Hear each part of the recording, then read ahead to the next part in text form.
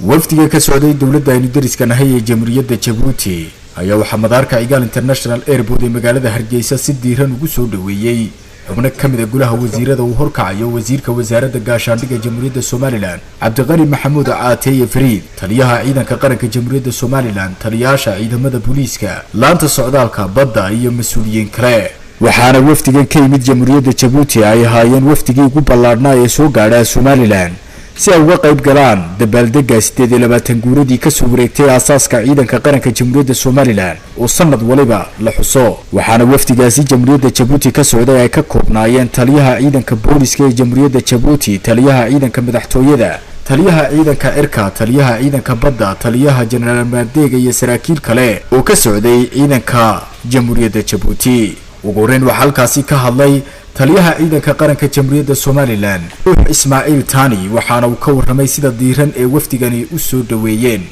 wafdiga reer Djibouti uu hogaaminayo General Tahar Ali Maxamed ee ka mid yihiin taliyaha ciidanka booliiska taliyaha ciidanka madaxtooyada taliyaha ciidanka cirka taliyaha ciidanka badda taliyaha jandarmareega iyo saraakiisha kaleba ee munaasabadan noogu yimid ciidanka qaranka loogu dalbaatay 28 guuradiisii waxay muujinaysaa rag halka maraya rag ahayna yihiin oo aan waliba looga maarmayn hawl laakiin walaalnimo iyo jaarnimo iyo si walba ay halka noogu yimaadeen waxay noo muujinaysaa wax gaar ah oo waftigii ugu ballaarnaa ee halka yimaada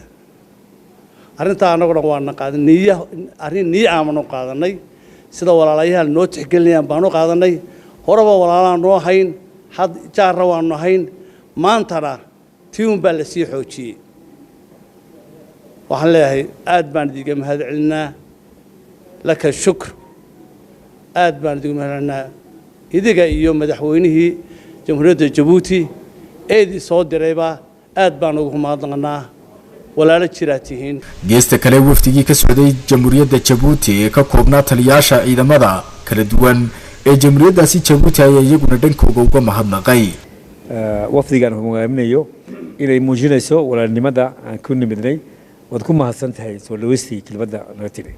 soo dhaweynta wufuudan waxa iyaguna qayb ka ahaa safiirada u kala fadhiya Somaliland iyo Djibouti labada dal ee dariska Cabdifataax Saciid Axmed iyo Saciid Kawaaleeye geesta kalena waxa iyagana la filayaa inay soo gaadhaan wufuud kala duwan oo ka kala imanaya dalalka dariska la Somaliland si ay uga qayb galaan 28 guurada aasaaska ciidanka qaranka Jamhuuriyadda Somaliland